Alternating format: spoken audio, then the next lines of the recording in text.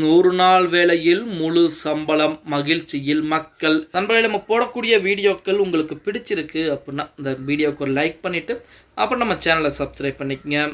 மகாத்மா காந்தி தேசிய ஊரக வேலை வாய்ப்பு உறுதியளிப்பு திட்டம், அதாவது 100 நாள் வேலை குளத்து வேலை அப்படின்னு சொல்லக்கூடிய இந்த வேலையை பொறுத்த வரைக்கும் நம்ம அனைவருக்கும் தெரியும், தற்சமயம் வாங்காங்கே வேலைகள் என்பது ஆரம்பிச்சிருக்காங்க.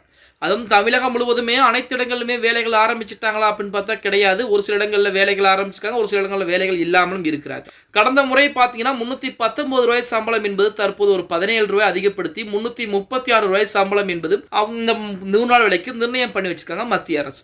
இது முழுக்க முழுக்க மத்திய அரசு சார்ந்த ஒரு வேலை அப்படின்னே கூட சொல்லலாம். மத்திய அரசு நிதி கொடுத்தால் மட்டும்தான் 100 நாள் வேலை இங்கே நடக்கும். 100 நாள் வேலை நடக்க வேண்டும் என்றால் மத்திய அரசு நிதி கொடுத்தே ஆக வேண்டும். இன்னும் ஒரு 1400 கோடி ரூபாய் பக்கம் நிலுவையிலே இருக்கிறது அப்படின்னு சொல்லி தமிழக அரசு குற்றங்களையும் முன் வச்சுக்கிட்டு இருக்காங்க, ஒரு கோரிக்கையும் முன் வச்சுக்கிட்டு இருக்காங்க.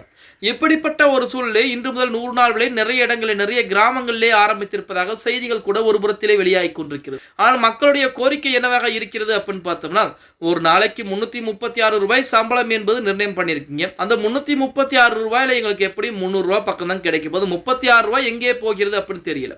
அந்த 36 ரூபாயும் சேர்த்து முழு சம்பளம் என்பது எங்களுக்கு வேண்டும். ஏன்னா செலவினங்கள் எல்லாம் அதிகரித்துக் கொண்டே போகிறது. கடந்த முறையை போல இந்த முறை பார்த்தீங்க அப்படின்னா இந்த வேலை செய்தற்குரிய சம்பள பணம் நிலுவை இல்லாமல் இழுத்தடிக்காமல் அந்தந்த மாதங்களில் வேலை செய்த சம்பளத்தை 15 நாட்களுக்குள்ளாக வங்கிக் கணக்கிலே வரவு வைக்க வேண்டும், எங்களுக்கு முழு சம்பளம் என்பது வேண்டும் அப்படிங்கிற மாதிரி தான் மக்கள் பூராமே கோரிக்கை வச்சுக்கிட்டு இருக்காங்க. இதுக்கு தமிழக அரசும் மத்திய அரசும் என்ன முடிவுகளை எடுக்க போறாங்க அப்படிங்கிறத பொறுத்து பார்க்கலாம். ஓகே கைஸ், வீடியோ பிடிச்சிருந்தா மறக்காம ஒரு லைக் பண்ணி விட்டுருங்க.